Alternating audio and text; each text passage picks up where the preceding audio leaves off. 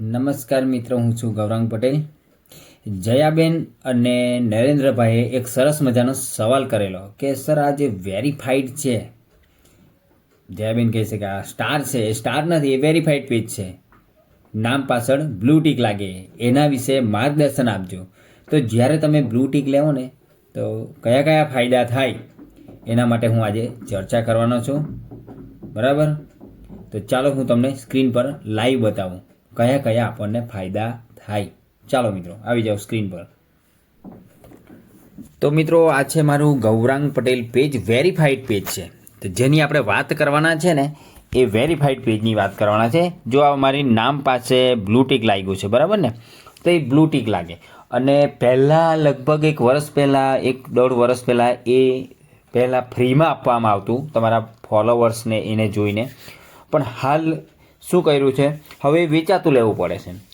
વેચાતું લે છે તો એના માટે આ જે ફેસબુક કંપની છે, પછી ઇન્સ્ટાગ્રામ કંપની છે, બરાબર, એ તમને થોડીક સુવિધાઓ પૂરી પાડે છે. સુવિધા એટલે વિશેષમાં એનો આપણને ઉપયોગ કરતા આવડવું જોઈએ. તો તમારું વેરીફાઈડ પેજ હોય ને, તો પહેલો બીજા સામેવાળા વ્યક્તિ લોકોને શું લાગે કે આ પેજ ઓરિજિનલ છે, મુખ્ય માલિકનું છે. એ એક પહેલો ફાયદો દેખાય અને પ્રોફેશનલ દેખાય. બરાબર. અને મિત્રો, પેજ પર નવા હોય તો જોડાઈ જજો આ પેજ સાથે. ફેસબુક અર્નિંગ શીખવા માંગતા હોય, ડોલર કમાવા માંગતા હોય તો આની સાથે સબસ્ક્રાઈબ કરી લેજો. હું તમને પર્સનલી શીખવીશ. બરાબર. તો આ જે પહેલો ફાયદો, આ પ્રોફેશનલ લાગે તમારું પેજ. બીજું, વેરીફાઈડ થઈ જાય એટલે કોઈ ફ્રોડ કે એવું ના માની શકે. બરાબર. હવે બીજું હું મુખ્ય બાબત બતાવવા જઈ રહ્યો છું. બરાબર.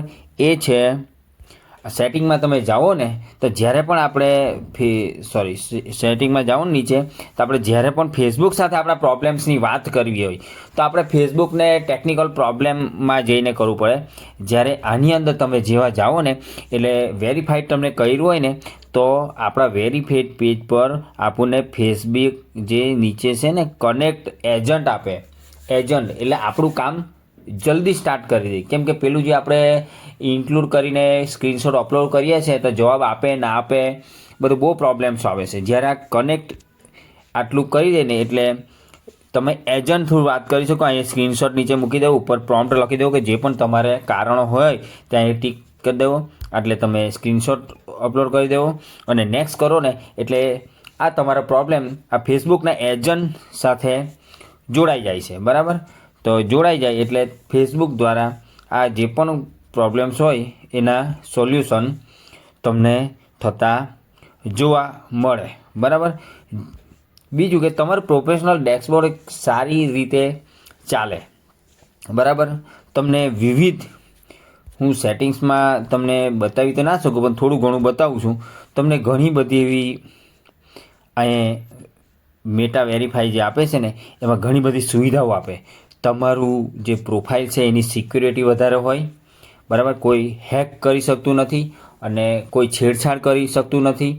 છેડછાડ કરે તો તમારી પાસે ઇન્ફોર્મેશન તરત આવી જાય છે. તમારા પાસ કી, લોગિન આઈડી કે એના દ્વારા તમે, મતલબ એના વગર સામેવાળો કોઈ યુઝ કરી ના શકે. બરાબર. બીજું મહત્ત્વની એક વાત કે જ્યારે તમારું ફેસબુકનું પેમેન્ટમાં કોઈ રીતે ઇસ્યુ આવે, આપણે તો મુખ્યત્વે કામ શું હોય કે આપણે જેમ બને એમ આપણું ફેસબુકનું પેમેન્ટ.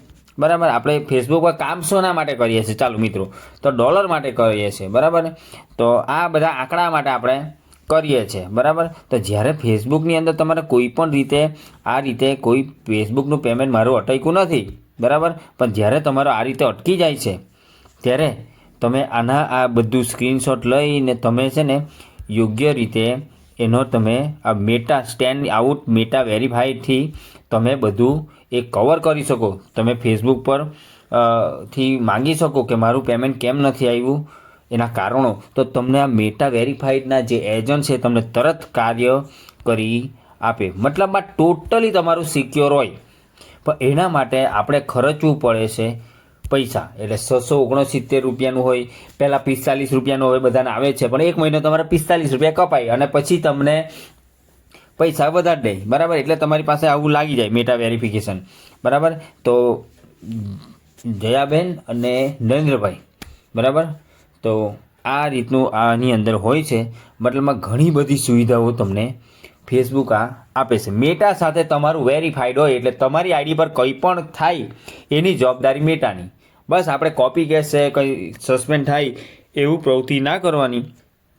મતલબમાં ફેસબુક એક્શન તો લેશે જ તમારી પાસે આવું ભૂલ કરશો તો, પણ મતલબમાં એને સુધારવા માટે, એને રિકવર કરવા માટે ફેસબુક એજન્ટ આપણને નવા ચાન્સો આપે. મતલબ આપણે વાત કરવાની ટેકનિક હોવી જોઈએ, બરાબર. એટલે આશા રાખું વિડીયોમાં સમજ પડી છે. વિડીયો પર નવા હોય તો આ ગૌરાંગ પટેલ પેજ સાથે જોડાઈ જજો. તમને આવી જ ફેસબુકની અસંખ્ય ટેકનિકલ માહિતી મળતી રહેશે. ફેસબુક અર્નિંગ શીખવા માંગતા હોય, બરાબર, તો ફેસબુક અર્નિંગ શીખવા માંગતા હોય તો આ પેજ સાથે જોડાઈ જજો. હું તમને પર્સનલી માર્ગદર્શન આપીશ, બરાબર. ચાલો, વિડીયો પસંદ આવ્યો હોય તો લાઈક કોમેન્ટ કરી સપોર્ટ કરજો. ધન્યવાદ.